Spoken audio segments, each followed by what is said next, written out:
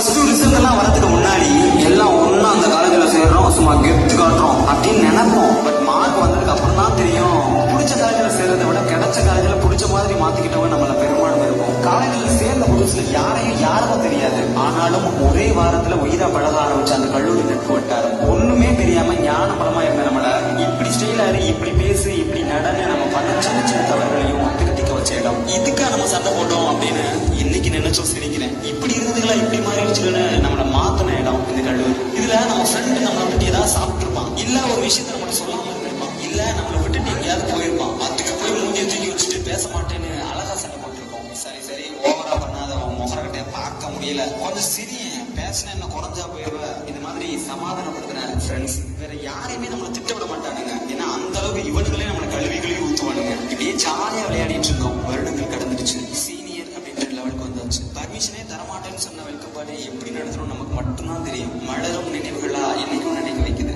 Inter college competition சொன்னா போதும், இந்த கிளம்பிட்டேன்னு ஒன்னா சேர்ந்து ஜூனியர் கூட ஆட்டம் போட்ட தருணம். இத்தனையும் கடந்து வந்து அடுத்து எல்லாரும் எங்க போக போகிறோம், என்ன பண்ண போகிறோம் நினைச்சாலே வாழ்க்கை பயம் வந்துருச்சுல. வாழ்க்கைனா என்னன்னு எத்தனை பேர் சொல்லியும் புரியாது எனக்கு இந்த கடைசி வருஷம் புரிய வச்சிருச்சுல. பேசாம குழந்தையாவே இருந்திருக்கலாம். ஏன் தான் எல்லாரும் அப்படி ஃப்ரெண்ட்ஸா பழகணுமோ. கல்லூரியின் கடைசி நாள் நம்ம எல்லாரும் ஒன்னா ஜாலியா இருந்த காலேஜ் லைஃப் இனி நினைச்சாலும் இந்த இடத்துல இந்த உணர்வுகளோட இதே நண்பர்களோட ஃப்ரீ மைண்டா இருக்க முடியாதுல.